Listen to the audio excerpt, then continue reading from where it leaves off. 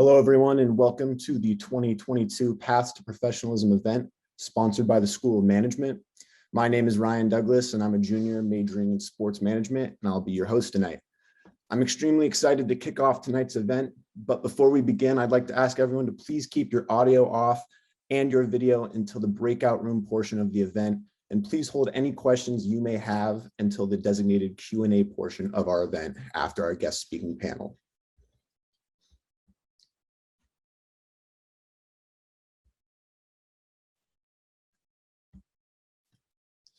Also assisting with tonight's event are Andrea Villasenor and Brissa Castaneda. Andrea is a junior majoring in business administration with an emphasis in finance, and she will be our panel moderator this evening.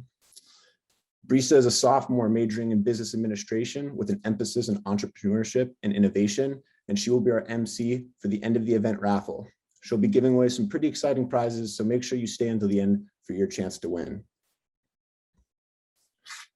But before we begin the panel discussion, I'd like to briefly talk about the Paths program. By engaging both alumni and industry partners, as panelists, the mission of this event is to inspire students to develop their own career path and their own path to professionalism. We hope to help all of you accomplish this today by hearing from our panelists on how their career path has progressed from their own graduation or within their chosen career path. This may include skills and abilities for opportunities, or skills and abilities they've found to be valued by employers or industries. It could be the value of networking for opportunities in your industry, or even how to navigate through barriers to find your path to success and happiness. During the panel discussion, we encourage you to share any questions you may have for the panelists through the chat function, and these questions will be answered later in the event. After the panel discussion, we are thrilled to welcome back 11 of our recent alums from the School of Management who have kindly volunteered to lead each of our breakout rooms. These alums have agreed to share their experience since graduating and answer any questions you may have about their job search. This is also a great opportunity to network and later connect on LinkedIn. Lastly, I want to remind everyone that we will be running a raffle after the breakout rooms, so stick around to the end. We want your feedback on the event, and there will be 6 winners who all have a chance to win some pretty great prizes, like 2 2022 UCLA football season tickets. Some more notes before we begin. I want to remind everyone once more to please keep their audio and camera off until the breakout room portion of the event. Briefly looking ahead to our panelists and breakout room sessions, feel free to open the www.callutheran.edu/paths link in another tab, or on your phone to read the panelist bios and see a list of the breakout rooms. We want this to be an interactive experience. So before we proceed, I'd also like to ask you all to get out your cell phone or open another tab on your browser and go to menti, MENTI.com, where you'll enter the code 298169997, or you can scan the QR code that you see on your screen. I'll give you all a few moments to do this before we start our first Mentimeter question of the day.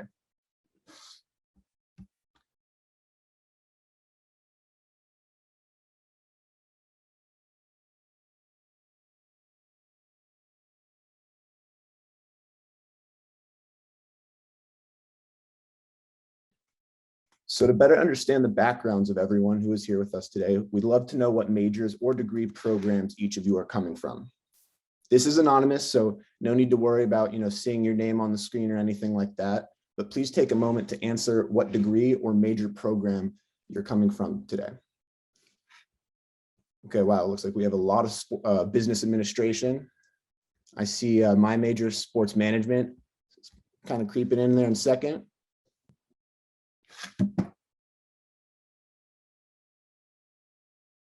Some economics, accounting. Definitely looks like a lot of mainly business administration though. That's good though.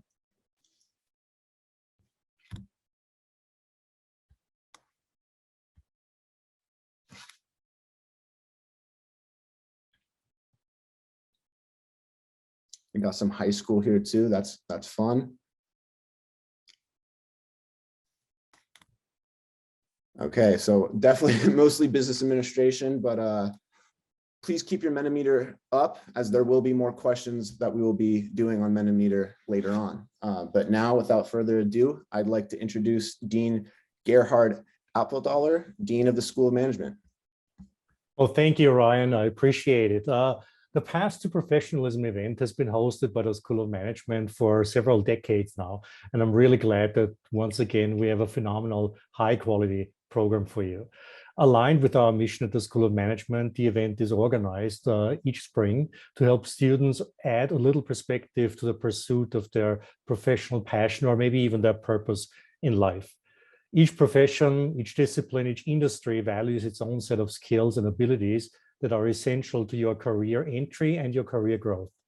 There may be professional standards, codes, ethics, expected behaviors that as an educational institution, we must prepare you for, but not always have the time to do so in courses. That's why we have this event. And this event is offered each spring just prior to Cal Lutheran's Career Expo, where we hope that you will continue to explore these paths by engaging employers who are present at the expo. This kind of engagement may also include that you discover skills that are valued in internships or in postgraduate roles that you can prepare for and add to your asset inventory regardless of your major or your year of study. What's unique about the Path to Professionalism event is also that we actively involve and engage students in the development of the event, the positioning, the marketing and promotion, and the execution.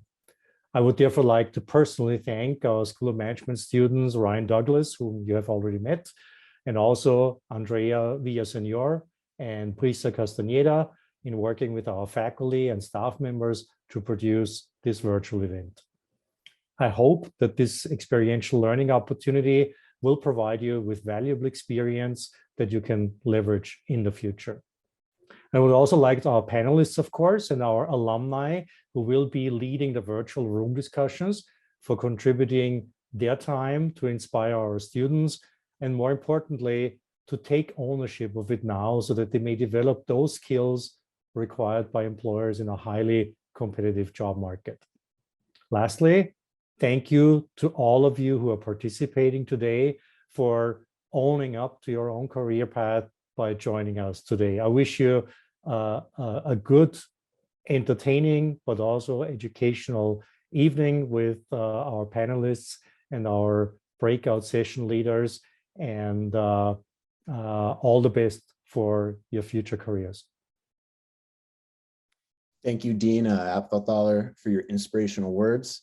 I would now like to pass it on to Andrea Villasenor, who will be introducing the panel and moderating their discussion. Thank you so much, Ryan. Hello, everyone. It is wonderful to see all of you today in this virtual setting.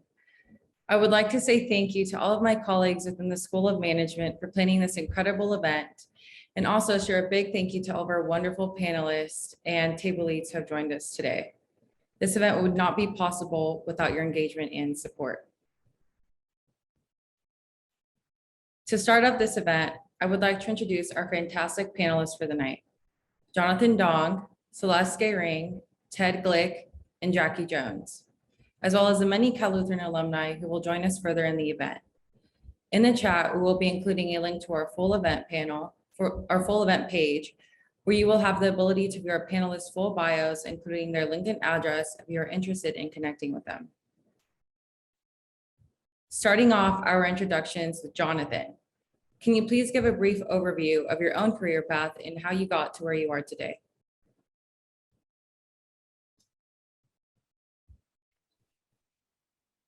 Hey, Andrea, could you repeat the question one more time? Sorry. Yes, of course.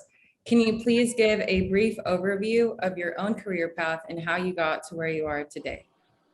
Yeah, of course. So when I was first still in college, I went to UC Santa Barbara, and I took a class with Mark as well. So that's why I know him. But when I first was a junior, I had an internship with a public accounting firm. I did that internship during the summer, and then I was invited back as a full-time employee once I graduated from college. I started my career out in public accounting, and then I was there for a year, and after I got promoted, I joined the Walt Disney Company as a financial reporting analyst.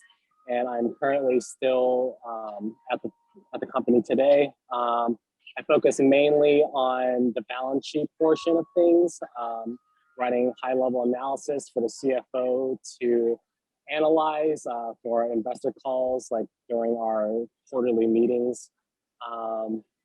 And yeah.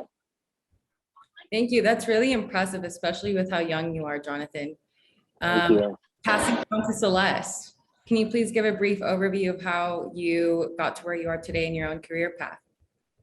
Sure, Andrea. I started out as a production assistant. I worked for CNN Sports Illustrated. It's no longer around, but that's where I started. And then I moved on to Fox Sports.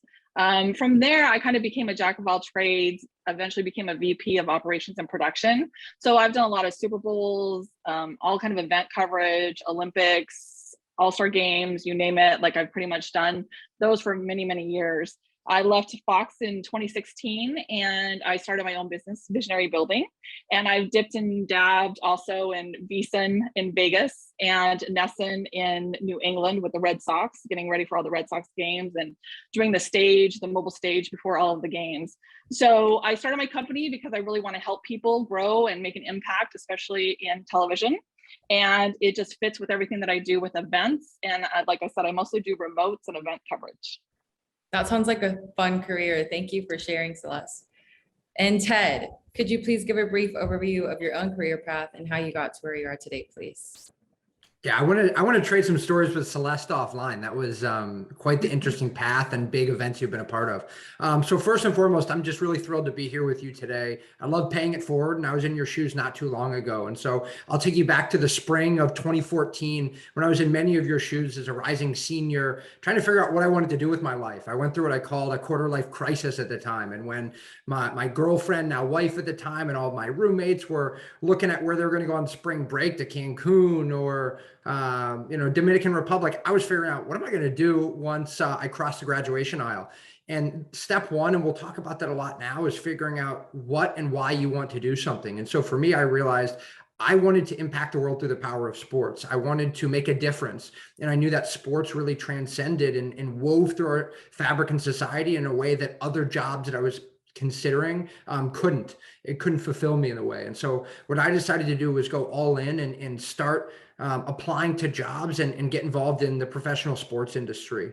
My path was pretty simple. I had a few internships in Major League Soccer my junior and senior year. And then after deciding to take the leap full time, I started selling tickets for the 76ers and the NBA. So I spent some time in Major League Soccer. I spent some time in the NBA and the NHL and hockey, and most recently in my role here in the NFL with the Washington Commanders. My path was all through the revenue generating side. I was first a salesperson learning how to sell season tickets and bring families and businesses together at the 76ers arena. I continued to work down that path to become a higher level sales executive before getting into leadership and coaching, recruiting, and developing sales teams of my own, which is where I developed a real passion. Spent some time in the NHL leading ticketing teams. Then got out to Sacramento working for a failed Major League Soccer project that's currently looking to get back into the league, which we can trade some stories about offline for you soccer fans. And then most recently moved out to Washington, D.C. in my current role with the Redskins, the Washington football team, and now the Washington Commanders, where our team and I are in charge of selling luxury suites to corporations and individuals in the DMV area. Wow, very interesting. Thank you. I know many sports management majors will be eager to speak to you afterwards. Jackie, could you please answer the question with a brief overview of your own career path and how you got to where you are today? Yeah, sure. So I am a marketing veteran, AKA old marketing person. So I started at AT&T Wireless. Then I went to Mattel. Then I went to KPMG. Then I went to BMW, then I went to Salesforce, and now I'm at Slalom. But the whole while I've been in marketing, so I'm super excited to kind of share like what's worked, like what I think didn't work. But yeah, the entire time over my many years in marketing has been a fun ride. Thank you for sharing, Jackie. We look forward to hearing more about your story further along in the event. Thank you all for answering the question. I think it is so important to see that every professional success story has to begin somewhere, and every opportunity really does contribute to future success and finding our passion. Now, if you guys could please open up your phone, we have another engagement question for you. Because networking is so important to finding a job, we want to see how many of you have a LinkedIn profile. Please go ahead and answer the question. Okay, we're starting to see many of you have LinkedIn profiles. It's good to see. Okay, so about, let's see, is there more? Okay, more than half of you have a LinkedIn profile. That's good. So please connect with our panelists afterwards. And if you don't, we hope that you can create one soon and start getting connected with some of our amazing panelists.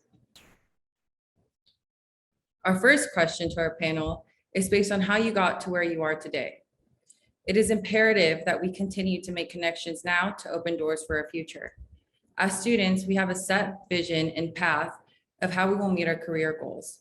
We are aware that this path is likely to face obstacles that will guide us in a different direction than planned. As an accomplished professional, how did your earlier career choices lead you to where you are now?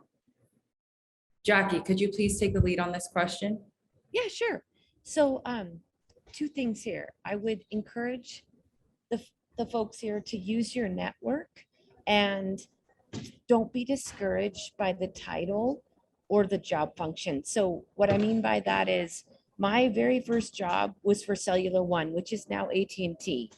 I got it through a very good friend and a roommate at Cal Poly, which is where I went to school, and originally was in telemarketing. And I'm like, I'm a journalism major. What the heck am I doing? It's telemarketing. This is terrible. I cannot take this job. But telemarketing was attached to inside sales, which was attached to marketing. And really journalism was similar to communications and marketing. And it was a great company, and it was a great place for me to grow.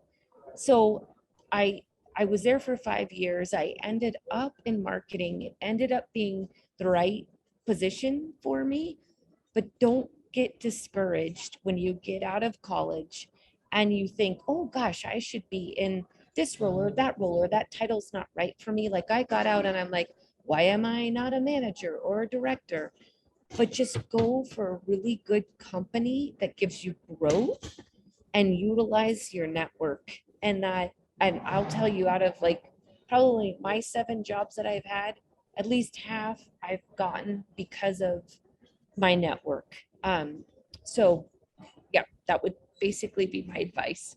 Thank you for the amazing response. I agree. I definitely think that having a good network is very helpful, especially when building a successful career. Ted, could you please answer the question? How did your earlier career choices lead you to where you are now? Yeah, Jackie really teed that up well for me. I think my piece of advice would be twofold: the people and the challenge. Make sure that you're working for and with great people, and making sure that you're being challenged in your role. And when I was looking to get into my career full time, one of the pieces of advice that I got in sports business was to ignore the logo and go work for great people, go work for a great front office. It wasn't around the wins and losses on the field. It wasn't around the history of the organization. It was about your first boss. It was about your first teammates, who you're in the trenches with, the locker room, the cast of characters that you spend a lot of time with.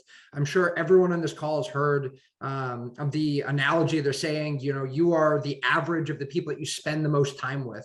Who are the 2 or 3 friends that you're around all the time? You probably rub off on each other. And so as you look to enter your career, attach and align yourself with really aspirational, ambitious, career-driven, strong professionals. Attach yourself to a great first boss that's going to develop and help you grow, as Jackie mentioned.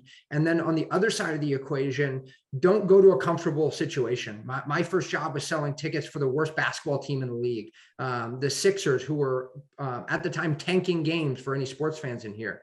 That was a much more challenging position than going to the Golden State Warriors, a team that was winning championships all over SportsCenter. And what I wanted to do is put myself in a position to learn, grow, and develop skills that could make me a more attractive a candidate down the road. And so what I would encourage you to do is look for a first role that's going to make stretch out of your comfort zone, make you intellectually curious, actually have to have an impact on the business, and then align yourself with really strong people. And I think if you make those 2 decisions like I did, great doors are going to open later on in your career.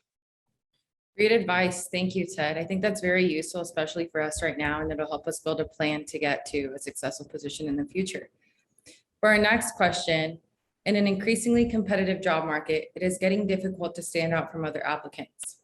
When applying for a job, more often than not, there is a pool of applicants for the employer to choose from. Taking this into consideration, how did you set yourself apart from others in a similar job position? Jonathan, could you please take a lead on this question?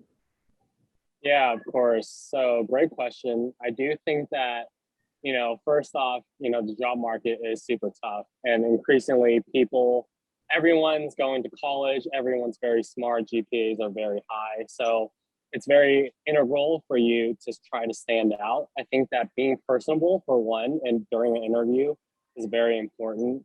I think that, if you get an interview, you're already one of the top candidates, right? And people like to see who they would be working with. If your personality is good enough to work with them, you're probably going to get the job.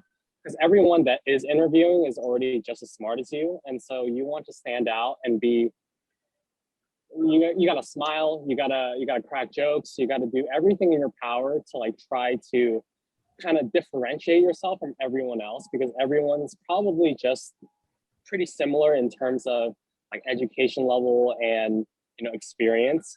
I think it's very important to be willing to take on a very ambiguous role.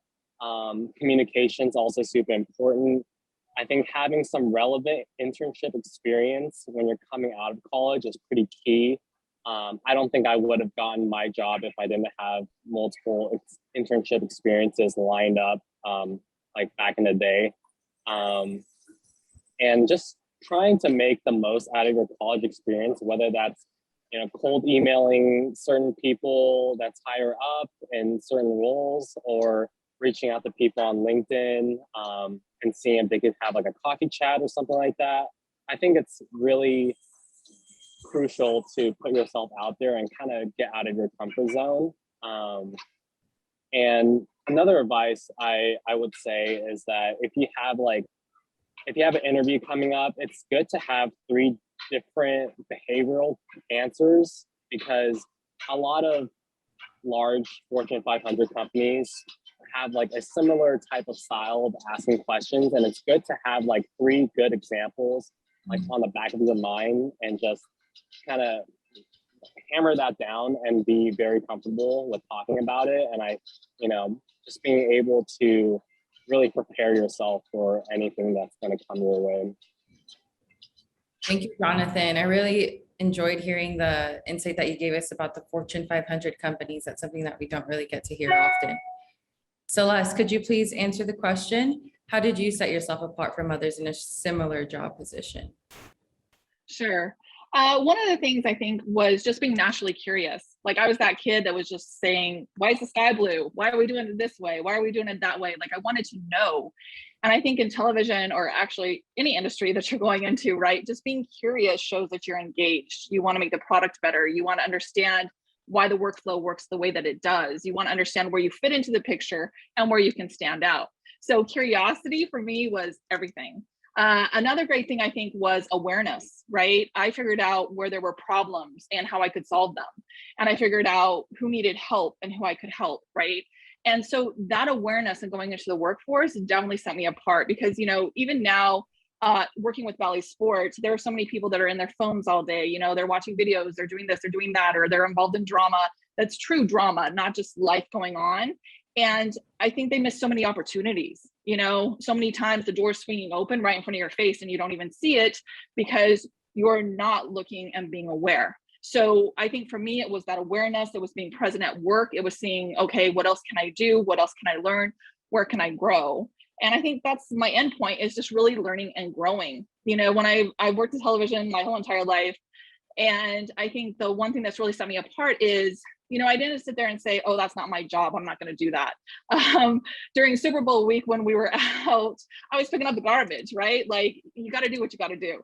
But just knowing that you have that opportunity in the industry, I think is what's so fun. I'm a sponge, so I love to learn and grow. So just asking, hey, can I go on with you out into the field and learn how to field produce? Can you teach me how to feature produce? Can you teach me how to edit? And learning all those things on my own. Because I think sometimes some of the stuff I hear from clients or other people I talk to, they're like, well, I don't get paid for that. I don't get paid to do that. And trust me, the money comes later as soon as you learn the skill set, right? So for me, my whole entire mindset was like, I'm just going to learn the skill set and I'll make the dough. I'll learn the skill set and I'll make the dough. I didn't have to get paid for it in that moment. So I think those were, some key things that really set me apart. Great. Thank you, Celeste. I love that. I think it's best to put yourself in a situation and then that's when you learn most. Diving into this topic, when going into a job interview, we as students want to make sure the employer knows that we are the best candidate for the position. The qualities that make an applicant the best candidate may vary depending on the field of work and who the employer is. With that being said, as a young adult in the highly competitive and rising industries of business/management, what are the essential qualities that you look for when hiring a new person? Jackie, could you please take the lead on this question? Yeah, sure. So I've been doing a ton of interviews at Slalom lately. And I'm probably going to repeat what Jonathan and Celeste have said, but I would say when you're in an interview, be prepared. So obviously research the company, come up with questions, because an interviewer will always ask you at the end of an interview, what questions do you have for me? And if you don't have any questions, pretty much be guaranteed you will not be getting that job. So be prepared, like research the company, know what to ask, be engaged, and then be specific. So when someone gives you a question, I think Jonathan mentioned like behavioral interviews, have some specific examples. And it doesn't have to be any crazy examples. It could be examples that you did in a group project or in an individual project or whatever, but just be able to articulate how you took the project from the idea all the way to execution and what you did. So be specific and then be enthusiastic and be engaged. I've had many interviews with people who it's like, okay, I'm kind of like, hey, how you doing? What's going on? And they're not like, they feel like you get the sense they don't even want to be there. And I'm like, yeah, not so much. So that person could be the most qualified, but if they're not prepared, they're not specific, and they're not engaged, they're not going to get the job. Great. Thank you, Jackie. Ted, could you please answer the question? What are the essential qualities that you look for when hiring a new person? Yeah, really well said, Jackie. And I would agree with a lot of what you laid out. And I think first and foremost, as a hiring manager, I love that this question is based on qualities, not experience or resumes. Like, we're not hiring your past experience and your internships. We're hiring a person, and we really look to hire from the inside out. Does this person have the right characteristics, qualities to be successful in the role? So I look for people that are passionate. I look for people that have a growth mindset and are curious. And I think Celeste really hit on that. And I look for people that are gritty. Those are kind of the three main qualities that I look for in my team. But before I get into those three, I would remind everyone that you're interviewing as a person, not as a resume. And it's important you have chemistry and a culture fit with who you're talking with, especially if you're chatting with a hiring manager. What they're going to be thinking about, and I certainly do, is this somebody I'm going to enjoy being in a one-on-one with, a team meeting, getting a beer or a coffee with outside of the office? And I think it's really important that you build rapport and you hit it off with who you're going to be interviewing with. And so if you can acknowledge heading into it, you're going to have some nervous energy, and make a conceited effort to build a connection through the screen or build a connection in person when you're there, to make sure that you and your potential boss are going to enjoy working with each other. Then to get into those three qualities, like passion. Are you showing up enthusiastically prepared? Do you seem like you're all in on the career path and the role? Or are you just showing up to show up? And some of these, you either have passion or you don't. So I won't get into that too much. But I think the other two are things that you can really thoughtfully prepare for. A growth mindset. To Jackie's point, have you spent time really thinking through the questions that you're going to ask, being successful in the role, listening to podcasts around that career path, reading articles, blog posts, putting yourself in the role, and then showing up with a voracious desire to learn and ask questions and show that you're going to have a growth mindset in the role. And then the last one, grit. I think Jonathan hit on this too, examples. I want to know how somebody's motivated, past projects, adversity that they've had to overcome, to know that when, you know, the going gets tough, they're going to be able to rise to the occasion and show some resiliency. And so have you been able to demonstrate going into the interview some examples of your path in college, some internships, things that you've done day to day that are going to display that you're going to be a really gritty candidate? So be prepared, be passionate, have examples, make sure that you really hit it off of the interview. I think all of those things are really important to stand out. Great, thank you, Ted. Now we will be moving on to our next Mentimeter question. Could you please answer, what do you think is the biggest challenge for job searching?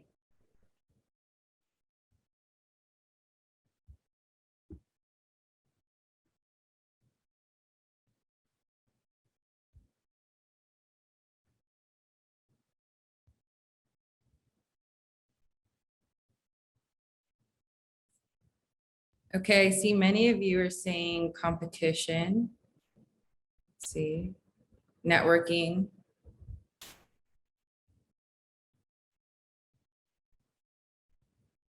Okay, so I see competition, networking, and interviewing are the top three.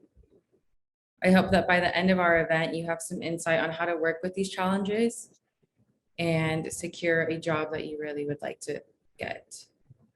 Moving on to our next question. Throughout the journey of life and careers, there will always be challenges, just like with job searching. Although challenges are tough, they're one of the best ways to learn and build resilience. When looking back at the challenges that you have faced, what challenges have impacted you the most with your career? Celeste, could you please answer the question? Sure, Andrea. So for me, the first challenge that I had that impacted my career, because I grew up in Idaho, was how was I going to get into a television network? I knew at age 8, like that's what I wanted to do. So I thought to myself, how am I going to get there? How am I going to do this? What am I going to do? So I started with the people I knew, right? One was my basketball coach. I'm extremely tall. I got some jump in the trunk, right? Like I'm mean underneath the basket. So I thought, you know what, let me use my natural ability, see if I can get a basketball scholarship, get school paid for, meet the connections that I needed to meet. So that happened. I went to LSU a year after Shaq left. He always came to Dim Armory and played, by the way, which was really fun.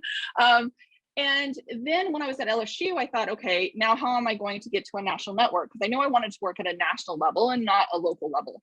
So I started with the people again that I knew, right? I started with my coaches. I started with my professors, which I tell everybody to do. Start with the people that you know. They are going to help you. They know the next person, and that person knows the next person to make your dream job happen. So that was my first really big challenge, was how do I make those connections? My second challenge was really being a woman in a male-dominated industry. I was like the only woman in the room most of the time, especially when I first started out in working in television. And one of the things I decided early was, you know, I wanted to be a VP by a certain age, and I wanted to be one of the few leaders that was a VP that was a woman in production. And so that happened at Fox, and I was really excited about that, because I feel like if you are going to make an impact and help people and open doors, you got to be able to show that you can do it, right? Like you have to lead by example. So that was really challenging for me. Like, you know, it took many years to make that happen. It took a lot of sacrifice to make that happen. And with that came, of course, you know, the difference in pay. So, you know, as we know, women are paid 83 cents to the dollar of a man right now. And before this was like a huge, huge conversation, as we're hearing more and more about that on LinkedIn, as we're hearing more and more about that this month. I went in and knocked on my boss's door every time that there was a man that got a promotion and more money that I felt like I was on the same equal wavelength with. And after doing that every single time and going and knocking on that door and being like, okay, I want to get that promotion. What do I need to do to make that money? What do I need to get that title? What do I need to do? And having a great boss that really supported me to do it. The last 2 promotions that I actually got at Fox, I wrote the job description, and then I didn't even have to ask him to be in level with the same pay. He just gave it to me. So that was awesome. You know, I think those challenges were huge, but the ultimate challenge, and you know, I want to throw this out to all of you that are on this Zoom call, is just really the biggest challenge to impact my career is am I living up to my potential? Am I doing my dream? Am I living what I want to do? And I think that's so hard because sometimes a lot of us will go into a job and say, oh, okay, I'm just going to do this job for the money, or I'm just going to do this job to get my foot into the door. And that's all great and fine. But I just really believe we're all here for a purpose. I really believe in that potential. I really believe it is your responsibility, just like it was my responsibility, to make that potential come to life, right? To make our dreams come true. So I would say that's ultimately been the biggest challenge that still to this day, I look at in the face, I look at in the mirror and say, okay, how are we going to do this and make my potential and everything that I want happen and come true? Thank you, Celeste. That's very inspiring. I actually come from a really small town myself, so I would love to connect with you further. Jonathan, could you please answer the question as well? What challenges have impacted you the most with your career? Yeah, of course. I'd love to touch on what Celeste really said earlier about, you know, what's like the real purpose, right, of why you want to do this job. I do believe that, you know, currently right now, I am struggling a little bit and facing a type of challenge of trying to find what my true passions really are. And right now, I understand how fortunate I am to be in such a nice job where I have like great teammates and great work-life balance and all that. But you know, from day to day, sometimes I do struggle on, oh, is this like what I'm meant to do? Like, do I think I can do more? And obviously, it's good to always question things like that because I don't want to stay stagnant in my role. Of course, I am still super young. I'm only 24. I graduated in 2019, so I'm not very far from everyone that's in this call, right? But I gotta remind myself that there's like so much time for me to figure things out. And I think that another challenge for me, which sometimes could be viewed as a challenge, is that I always want to grow in my role, and I'm trying to always find better jobs or, you know, something that's better pay or something that interests me at the moment in time. And not saying that loyalty is not rewarded, but I think that at the end of the day, I realize that I have to do what's best for me. And if at the time something is better for me, I am willing to jump on that opportunity. Because when I was first in my first job, my parents really suggested me not to jump around and, you know, build some years like on that company. But when the right opportunity presents itself, I think that it's worth taking the risk. And I think that, you know, that's really impacted my career growth in a sense, because I saw a huge pay increase. I saw myself working with way better teammates. And I know that in the future, if I ever do decide to jump to another company or something like that, I'll meet even better expectations that I put myself out for. So yeah, don't be afraid of taking like risks and challenges, because at the end of the day, I think it is worth it. Thank you, Jonathan. That's very good advice. I think it really is important nowadays to be taking big risks and challenges to get to where you want to be in your career and even in life. Thank you to all of our panelists for responding to these questions that my colleagues and I have developed for you today. Now it is time to open up the questions from the student audience. If you have any questions for our panelists, feel free to put them in the chat box below, directly messaging with our student host, Ryan Douglas. We will try and answer as many as we can. If your question is not answered by one of our panelists, you will have another opportunity to ask one-on-one questions to our alumni professionals during our breakout sessions following our group Q&A. It looks like we have our first question. As we all begin to embark on our various career and life journeys, what would be your 1-minute pitch of advice to someone in our position? Jonathan, would you like to start this off? Yeah, of course. I think that number one, getting a mentor is super crucial. I think a mentor who you think would help you get to the space that you want to be at is very necessary. I think that it's very hard to navigate everything by yourself. And I think that mentors can really provide you with a lot of experience from their plate. I I think that trying to get an internship like during college and trying to make the most out of your college experience is definitely very important as well. Talking to the right people, trying to connect with managers or seniors or whatever it may be. Definitely try a bunch of different stuff. Something that you're really set out to do, or you think that you're set out to do, might not be your quote unquote calling. You might not like it, and that's okay because there's so much time to figure things out. And with that being said, I think that having some side hustles is also pretty crucial. It's nice to have an escape outside of your full-time job, and who knows, like maybe in the future that could turn into something more, right? Currently, right now, I'm studying for the real estate license. I think that it'd be a great opportunity for me just to understand the real estate market in general, and then who knows, like maybe one day I'll be in the real estate market selling houses or something.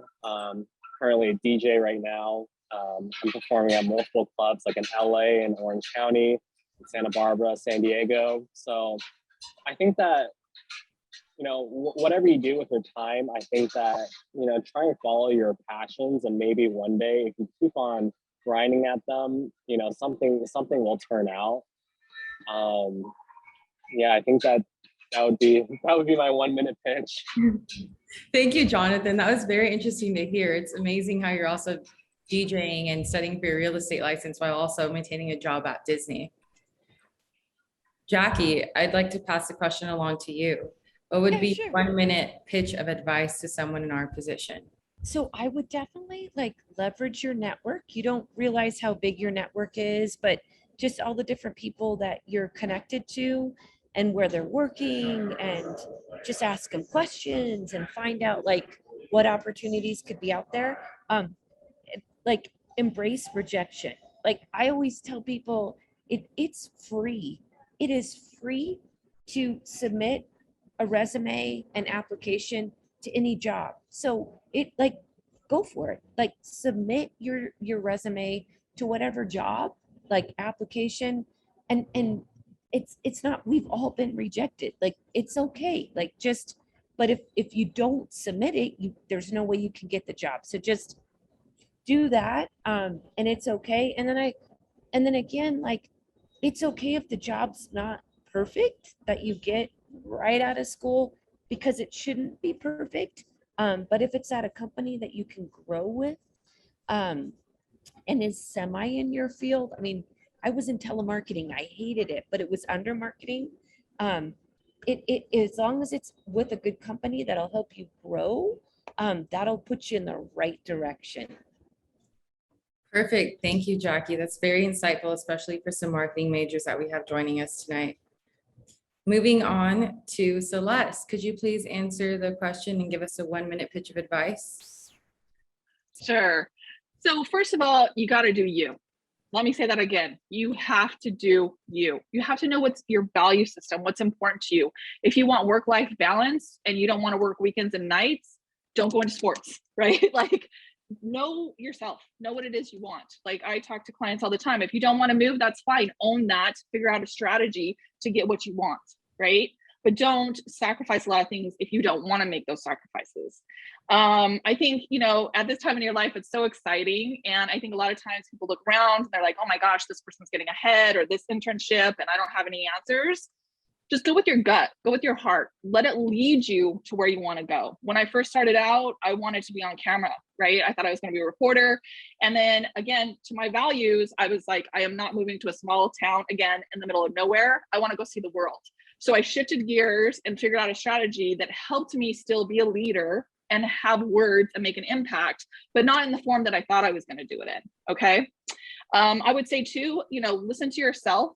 If you talk to people, especially people that are on this panel, and they tell you to do something, follow through with it. Tell them you followed through with it. A lot of times people from panels will spend time and like nurture and help and all of that, but they want to know that you followed through. And I would say the last two things are, you know, make sure that your resume fits you, that it's big enough for you. There are so many clients I have that their resume is so small, the skill sets don't fit them. I had a client last month who she listed her skill sets, but then after we really started talking and she realized all the software she knew, all the skill sets she had, she was in the salary range to make about $10,000 more dollars.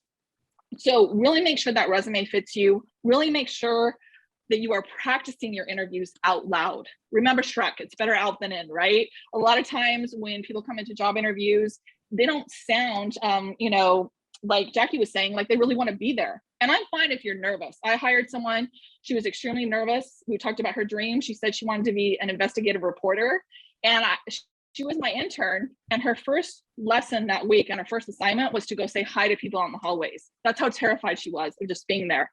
She is now an investigative reporter, and I love that for her. So, when you're practicing your interview, practice it out loud, practice the answers to the questions, see how your stories are coming across, because you don't want that brain noise in your head. You want to know, do I want to work for him? Do I want to work for her? What are they going to teach me? What am I going to get out of this job? And then you're on equal playing field.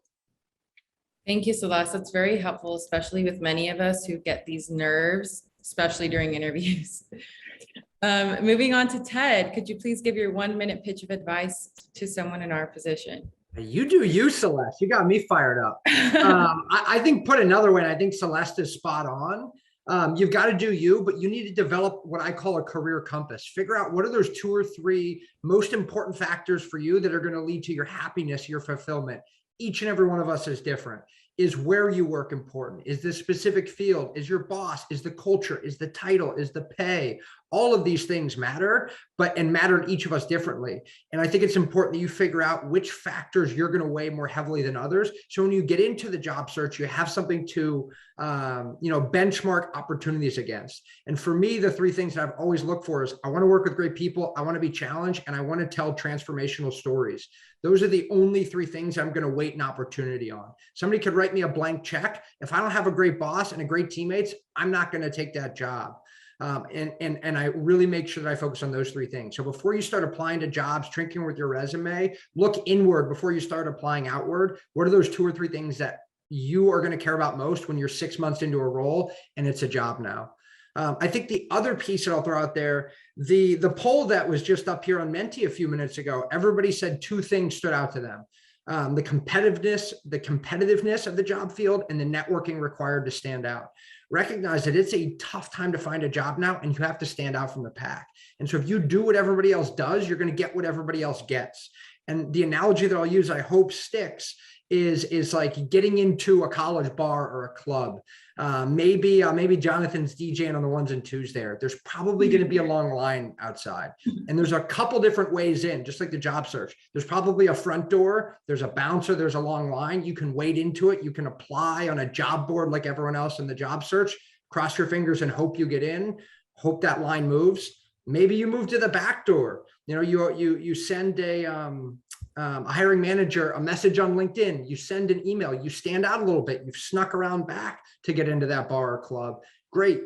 Or you could get really scrappy, go in that 3rd door, climb up the window. Are you sending a handwritten note? Are you finding a connection in your network that knows somebody at the company that can give you an in? Are you finding ways to really stand out from others in the interview process and not just applying, putting in your resume and hoping things go really well? I think you have to be very persistent, very creative, and play the numbers game. Tip the scales in your favor, if that makes sense. Amazing. Thank you. That was a very nice way of putting it. Those analogies really helped me see it differently, because I've never heard that before, of trying to get into the door with a company. Now I will continue to get questions from Ryan from the audience submissions that he will personally DM with me. Our first question is, what makes you happy in your current work environment? Could you please answer this, Celeste? Right now, what makes me happy in my current work environment is we're really creating the impact for people to use their voice to create their vision. I do that with my company all the time. I help with interviewing. I help with, people who want to be on camera. We talk about different ways that people can go ahead and get their dreams and strategies to go about that. As related to Valley Sports right now, we're just starting up, right?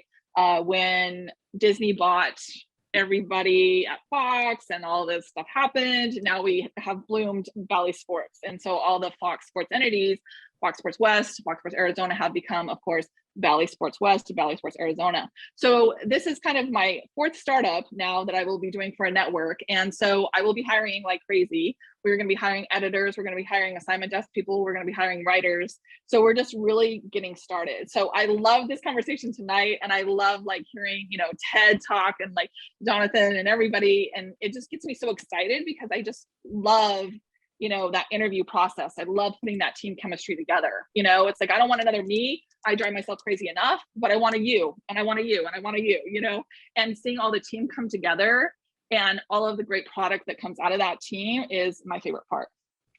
Thank you for the amazing response. Ted, would you like to answer this question as well? Sure. I think the thing that makes me happiest in the role is seeing the wins of people on my team, the people that I mentor.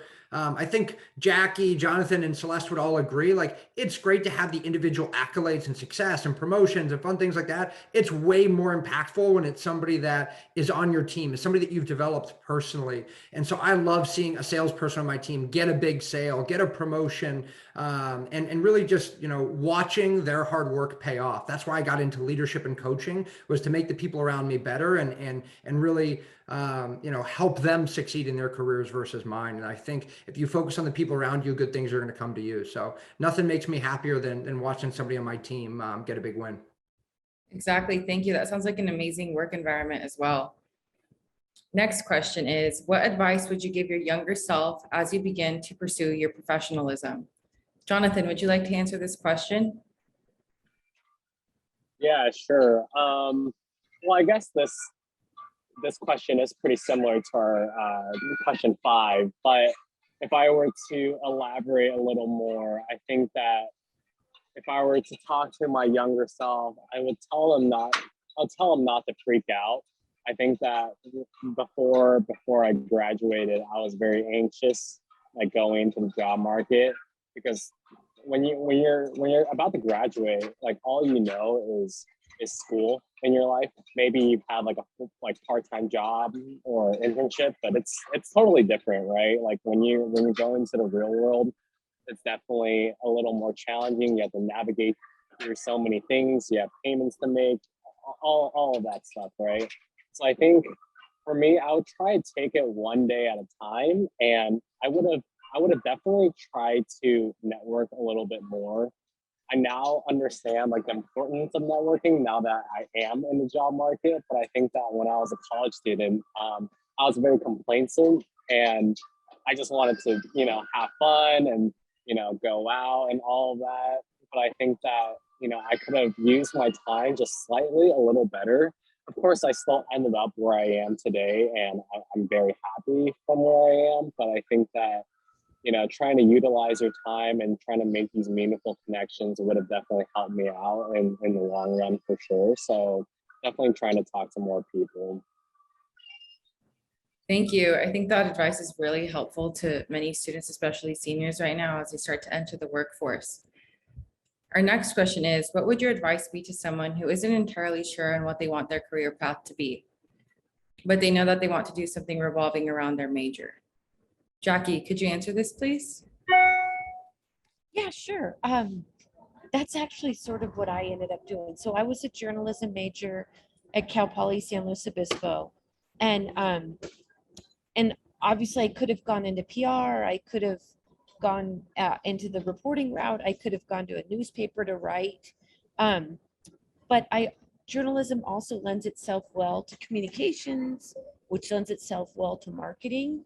So I ended up, again, I just feel like if you go to a company that is growing and is successful where you can grow, you can find your niche and you can find your field within that company for your first job. So, and essentially that's what I did. So, I mean, I didn't exactly end up, I felt like I kind of ended up in the mailroom, but I didn't. But then I did end up in marketing, and I was able to kind of move around, and I started in product marketing and then ended up in Marcom and found a fit. So don't get frustrated if your first job is not a perfect fit to your field and like a direct line to your major. But if it's in a similar field and it's with a growing company, you can apply your major to that company and you can grow with that company. Great. Thank you for the amazing response, Jackie. Can I expand upon that, Andrea? Is it all right? Yes, of course, of course. I wanted to bring this one up because I went through this when I was in your shoes. I was a marketing major at Boston College. I thought I wanted to get into sports. And the first thing that I did was pick up the phone, write some emails to people that went down the paths that I was considering going down. Instead of sitting in my dorm room and hoping I had an epiphany or an aha moment and it just came to me, I said, why don't I go talk to people that have walked in the shoes that I'm hoping to soon? And so if I'm you, I would do two things. I'd go to your alumni portal and find who are some Cal Lutheran alumni at a couple different stages of their career with a marketing degree, if that's your path. Send them an email to grab a cup of coffee, jump on a virtual call like this, go meet them in person. You will be amazed at how people will give you their time. All four of us in this call that are helping out today, we love paying it forward. And I would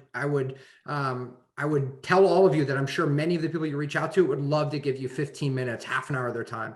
So reach out to 5 alumni, go on LinkedIn, reach out to 5 people in the field that you want to get into. You blast out a bunch of those messages and have 10, 15 conversations. You're going to walk into that aha moment that you're hoping to have on your own. Great. Thank you, Ted. That's amazing. I admire the grit. Furthermore, our next question is, what was the hardest part of making the transition from the classroom to the professional workplace, and what are ways we can better prepare CLU students to make that transition? Could you please answer this, Celeste?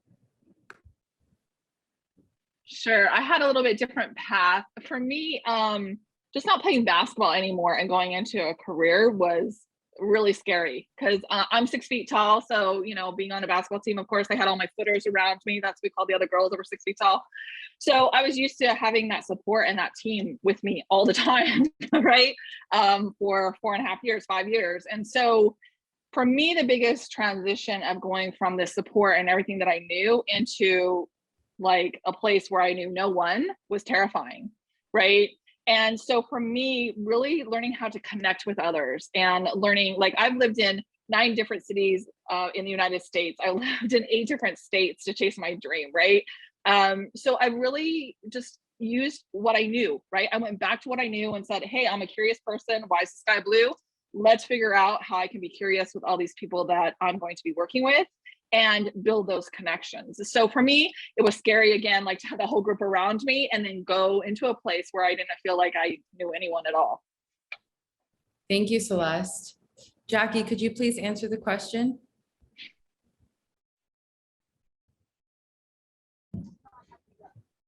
Sure. Okay, wait. Sorry, I had the airport noise get me. Tell me again, what was the question? Of course. What was the hardest part of making the transition from the college classroom to the professional workplace? And what are ways we can better prepare CLU students to make that transition?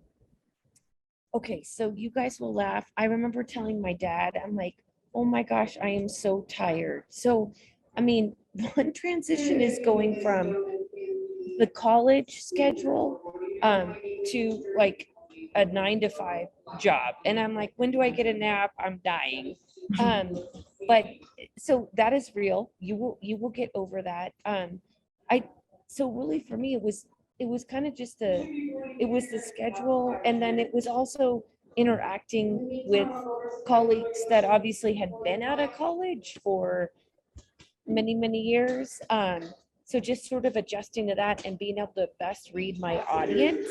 But I mean, I think college does a really nice job of preparing you for the workforce. So I don't think it's all that scary. But it is an adjustment because you're used to sort of the college schedule versus kind of the work schedule. I mean, the one nice thing is for most jobs, when you leave the job, then your job is done and you come back to it in the morning versus at school, right, you like have papers and all sorts of stuff that goes on beyond the classroom.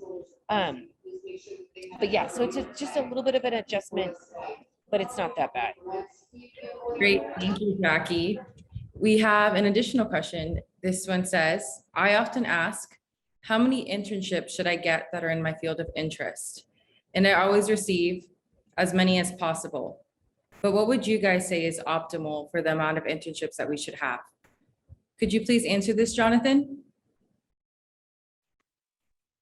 Yeah, sure. I don't know what is optimal per se, but I do think that, you know, as many as possible would definitely help your case or your resume. For me, I had 3 under my belt before I graduated college, but I know that, you know, some people have just other things going on, and so I would say at least one good internship that you did that was a very meaningful and very fulfilling, that you think that, oh, maybe I do want to do this as a career. Because the internship is not only just to pad your resume, but it's for you to figure out if you actually do like what you might be doing in the future. So I think 1 or 2 is for sure very, very solid. But obviously, if you do more, that wouldn't hurt.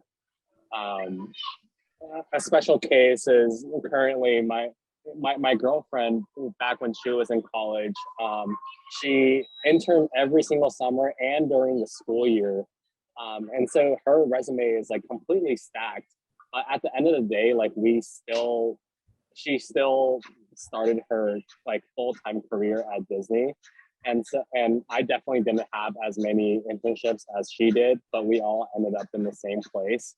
So I think that it's not necessarily having like the most names like on the resume that would boost your appearance or whatever. But I do think that, you know, having 1 or 2 that is like really solid, and you feel like it's very fulfilling, would definitely work out in your favor. Great, thank you, Jonathan. Would any other panelists like to answer the question as well? I would. Go ahead, Celeste. Okay. I think it really depends on, you know, I love to see people, if they have 3 internships, like that's great. But I think all the hiring managers are also really realistic. Like if you were a collegiate athlete, you didn't have time for an internship. If you were in a sorority or fraternity and you held like a presidential title or one of the officers' title, we know you didn't have time for an internship, right? Or if you had a full-time job and you were working through your way through school, we know you didn't have time for an internship. So yes, it's great to get an internship, like if you can get one just in your preferred field, because it gives you a sense of kind of like what direction you want to go in and what you want to do. But for me personally, as a hiring manager, I look at the whole entire resume, kind of like what you've done in your school year, because if you were doing, you're an elected official for any kind of club, or you're doing a lot of work in that area, to me, that is an internship too. You know what I mean? Like you're seeing the same skill sets there that you would see in an internship.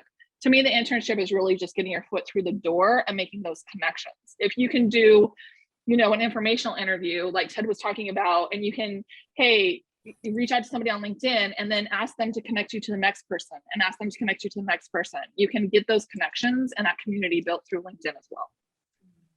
Great, thank you. Hopefully that motivates a few students that didn't have LinkedIn on the Menti. Furthermore, so what steps helped lead you to a successful career in your field? Ted, could you please answer this and contribute some more to the success that you have in your career? Sure, and I want to just build upon Celeste and Jonathan's answer really quick. I agree. I don't think it's about the number of internships you have. I think it's about the quality of the connections and what you learn and experience when you're there. I think you're way better served, you know, finding a great mentor, staying in touch with somebody that impacted you during your internship, than just stacking your resume with a certain number of them. And I think internships are as much about you learning about what you like, what you don't like in the professional field you might go into, than just, you know, getting as many line items to put on that one sheeter as possible when you attach it and you're trying to apply to a job. I think, to go back to the question you just asked, Andrea, I think the number one thing that I would point to is focusing on out learning and out developing the people around you early in your career, not just focusing on outperforming them. And I think too early on in our careers, we're focused on, what does our end of year evaluation look like? I'm in sales, so it's very metric focused. How much did I sell? How many phone calls did I make? Emails, appointments did we go on? Where am I on the leaderboard or the scoreboard versus am I learning, growing, and developing faster than the people around me? And I'll use another analogy, like you are that rookie draft pick, a first year athlete. You shouldn't focus on scoring the most points. You should focus on improving your skill set more than the people around you, watching game tape, learning, growing, developing. And so I think early in your career, you should ask a lot of questions, shadow a lot of people, listen to a lot of podcasts, read a lot of books, focus on sustainable things that will help you catapult your career versus short-term superficial things that are going to earn you your first promotion. Perfect. Thank you for the response, Ted. I'd love to connect with you further on some good book recommendations. Jackie, could you please answer the question? Yeah, sure. So what I would suggest is, again, going kind of back to the internship question, and I'll give you a real world example. I actually hired an intern from CLU, and he did not have other internships under his belt. But when he got to that internship, and it was at BMW's design studio in Newbury Park, he did a phenomenal job. And I'm happy to report he's still there, and it's been 10 plus years, and he's a director.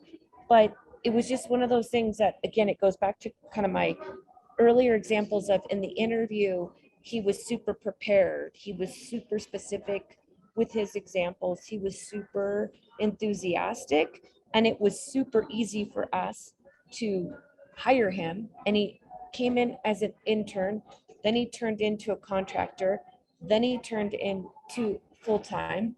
Then he went from like an associate manager to a manager to a director. And then that's when I knew, I'm like, yeah, it's my time to get out of here because my intern has now surpassed me. But so the whole thing is like, I don't think you need a bunch of internships on your resume. I think you can be specific and find the one, like it could just be that one. But when you get that opportunity, like, do your best and use it as a way that, okay, I'm going to use this to promote myself into a full-time position. And from there, I'm going to promote myself into that next level. But it's basically the start of your career journey. Great. Thank you, Jackie. I know many of us will really feed off of that advice. Our next question is, do you have any tips for negotiating compensation? How do you justify requesting a higher offer than the initial? Could you please take the lead on this one, Celeste? Oh yeah, okay. So the first thing you're gonna do is once you get the offer, the first question out of your mouth is gonna be, is that number negotiable, right? First question, write it down. Everybody remember it, type it in your phones right now. I've had so many people that I've worked with through the years, they get terrified to ask that question. As a hiring manager, we know that this is business, right? We expect you to ask that question. When you learn about HR and compensation and all these different people that are involved in the process of salary ranges, right? Like you see on LinkedIn all the time, everybody's like, what's the salary range for this job? We want to know the salary range. Well, your skill sets go into it. Also, where you live goes into it. If you're working like in Los Angeles versus working in Idaho, right? There's different, ways that they figure out compensation. So there's a whole formula that goes on behind the scenes. In the whole entire time that I worked in television, only one person has ever asked me that question. And I talk about it all the time. I go to universities and speak about it. I speak about it on panels. I speak about it in my business. And only one person ever asked me that. And she was a woman. Now, when she asked the question, what happens when you ask that question is now the hiring manager has to go back and also fight for you to get that money, right? So when she asked the question, hey, is this negotiable? The range, let's say, I think was like $12 to $15. The offer was 13 based on her skill sets and where we saw her. And I went back and I fought with HR and compensation and my boss to make sure that she got the 15. And when you start adding that up and doing the math, right, for 1 year, and then let's say you get a 10% raise for the next year and a 10% raise for the next year, your first job and the amount of money you're making, it matters, right? If you can't negotiate and get more money, ask for other things like more PTO time, you know, hybrid situations where you can work remotely. Try to figure out ways that you can add any kind of value to that package. And the more you do it, of course, the more comfortable you're going to be at it. Thank you for the amazing response, Celeste. Would any other of our other panelists like to answer this question as well?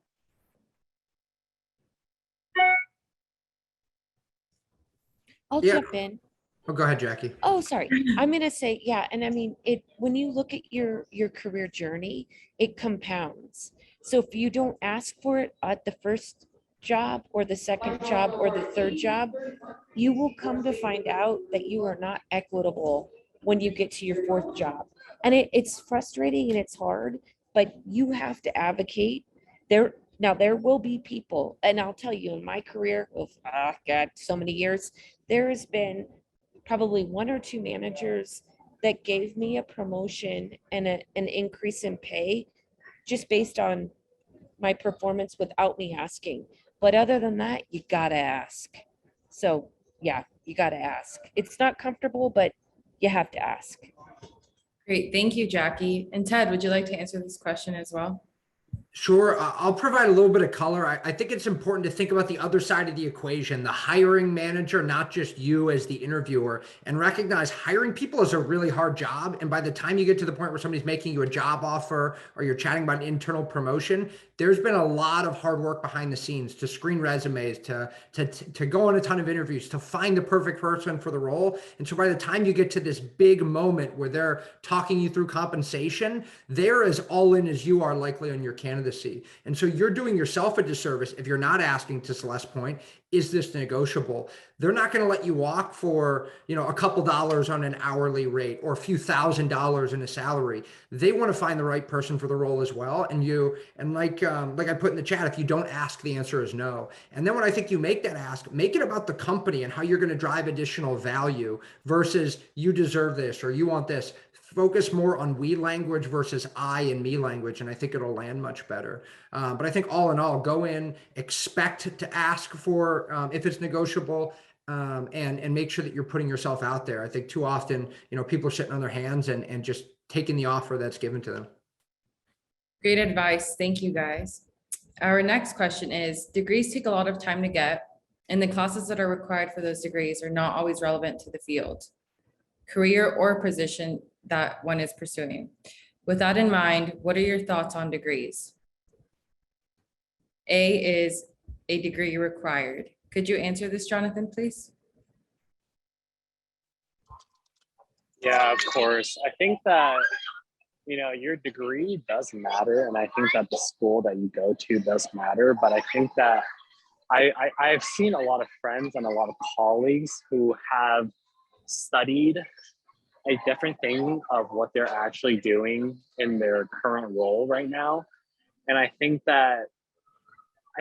just having a bachelor's degree is like a basis of recruiters or people that are hiring, just to see that, okay, you're competent enough to go through college. And that's just like the main standard now. But I think it doesn't drive exactly what you're doing unless, you know, you're gonna study to become like a doctor or an engineer or a lawyer, etc.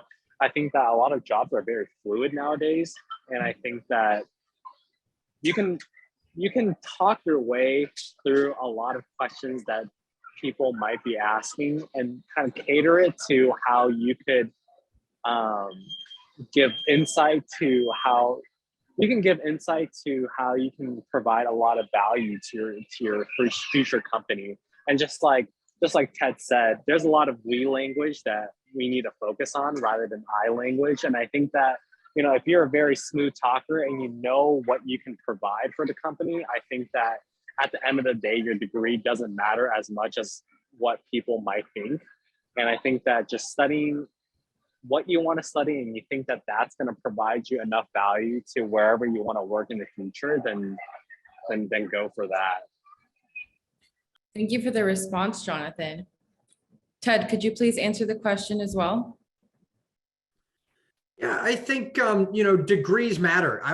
If Dean Gerhard is still on this call, we're not getting paid to say that, I promise. But degrees get you in the door. They show that you're credentialed. They show that you did the work to get there. But that is the benchmark, the bare minimum for you to be successful. And I think it's important that you don't rest on your laurels, or you don't let that degree be a limiting factor of what path you go into. That's going to open doors for you, but it's on you to determine where you go from there. So like, I had a marketing degree from Boston College, and I got into a little bit different of a field. I used it to get in the door, but then, once I got into my career, I didn't say I'm only taking marketing roles. And so to the other part of the question I think came out is taking classes that aren't relevant to what you're doing in your career. I think everything that you go through in college, all of those life experiences, you're going to be able to scratch different itches, flex different muscles in different classes that you would be shocked where they're going to come up later in your life.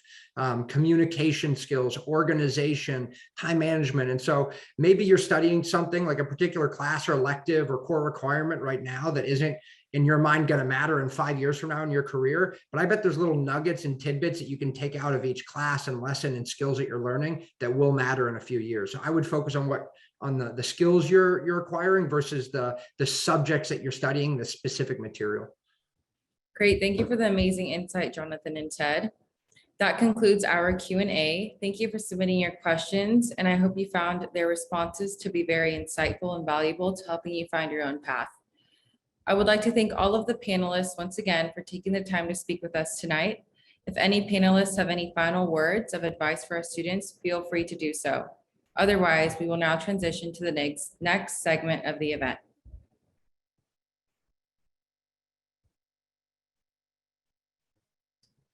Okay. Next on the agenda are our small breakout rooms. This is your opportunity to speak in small groups with past School of Management alumni who are ready to answer any questions that you may have. This is a great opportunity to network with these individuals, so definitely take advantage of this chance to build some relationships. But before this occurs, Ryan will be providing more detailed information about the breakout groups. Thank you, panelists. Thank you, Andrea, for moderating that wonderful discussion. And of course, thank you, Jonathan, Celeste, Ted, and Jackie, for offering your insights. We will now be transitioning into breakout sessions with our breakout room leads, but please remember, again, to stick around for the raffle, which will take place following the breakout sessions. One of you will be taking home 2 season tickets for the 2022 UCLA football season. So it's some pretty exciting stuff, so please remember to stick around. Before we leave and join the breakout rooms, I do want to thank each of the breakout room leads for volunteering their time to share some of their experience with their job search and career thus far, as they were once in our shoes, and there's so much to learn from their experiences. Personally, I'm looking forward to gaining some insight into a career in corporate partnerships and partnership services, and I hope you all are able to gain an insight into your industry of interest as well. You will be assigned and sent to a breakout room based on your specified industry of interest from your pre-registration, but you also have the ability to move throughout other rooms that may interest you using the Google Doc from the link that was shared with you at the beginning of the event. That is details about the different table leads. This is also the time where you're welcome to turn on your audio and video in order to participate in the more intimate breakout rooms. To leave a room, select the blue icon in the bottom right corner and hit Leave Breakout Room, and navigate to the breakout room icon to join a different one. You will now be automatically put into your pre-registration breakout rooms, and I hope you all enjoy gaining insight from these alums. Welcome back, everyone. My name is Brissa Castaneda. I'm a sophomore studying business administration with an emphasis in entrepreneurship and innovation. I'm so happy to be here with you all today to host our raffle with some great prizes to win. First, I want to say that as one of the School of Management's annual signature events, we want to know what you liked or maybe could improve on. Your feedback is always welcomed and appreciated. So to win the raffle and receive a prize from the School of Management, you'll need to fill out the survey to be entered to win. The link to the survey is in the chat. We will also be giving away 2 hoodies, a t-shirt, a thermal mug, and a water bottle, and my favorite, 2 tickets to the UCLA Bruins football game. You won't want to miss the opportunity to win merchandise by the School of Management. We'll give you a minute or 2 to fill out the survey. Again, just a reminder, the survey is in the chat. Okay, thanks everyone. The survey is now closed. Okay, while we wait for the winners to be announced, I wanted to share an event with you that is open to everyone. I myself will be actually going to it. On Wednesday, March 9th, a career and intern expo will be held virtually from 10 a.m. to 2 p.m. This event is sponsored by Lutheran Services. If you are interested in finding a full-time position or internship in your field, you cannot miss the opportunity. LinkedIn photo opportunities will also be available, as well as over 120 employers and recruiters. Past professionalism is a great way to actually prepare for this event. And also, before we end the night, I want to thank our alumni and panelists who volunteered their time for us today. We appreciate all of you for sharing your career experiences. On behalf of the School of Management, speakers like yourselves have helped mentor to find success in their specific fields. Thank you also to UCLA for giving us the raffle tickets of 2022 UCLA football season tickets and a parking pass. Also, if you have not connected with the School of Management, be sure to follow SOM on LinkedIn, connect with the Dean, and also with the Instagram. It is listed as Cal Lutheran SOM, and also events are posted daily on the Hub. You can find Hub details on Cal Lutheran's website. Also, if you didn't notice, all of the hosts you heard today are involved in clubs on campus and hold president roles. Ryan is the co-president of the Business of Sports Club, and Andrea and I are the presidents of the Women in Business Club on campus. Make sure to stay involved and follow us at CLU, Women in Business, and Club Sports Management. My club actually helped me stay involved and meet new people who are like-minded and had some of the same interests as myself. I would be more than happy to connect with any of you after the event, or if you just want to have advice or just talk about the clubs in general. So, and now for our lucky winners. Just one more moment. We'll be with you shortly. Okay, sounds good. Thank you so much, everyone. Who runs the Entrepreneurship Club? The Entrepreneurship Club? I am actually the president of the Entrepreneurship Club. So if you're interested in it, you can contact me. My email is ktristino@callutheran.edu. I can give you more information. All right, bro. Appreciate it. I'll be in touch. Good job, Kurt. So for the first winner of the School of Management merch is Jordan Feinberg. And then for School of Management Swag 2, it is Nick Klock. Then SOM Swag 3, sorry if I pronounce your name wrong, but Andrea Antheons. And then School of Management Swag 4, Kamiki. And then the CLU season tickets to the UCLA football game goes to Claire Conejo. Congratulations. So congrats to all of our raffle winners. To claim your prize, please contact Rosie Baker. She's the School of Management undergraduate office in Peters Hall. So before you all leave, thank you all so much for coming, and we hope to see you all at future School of Management events.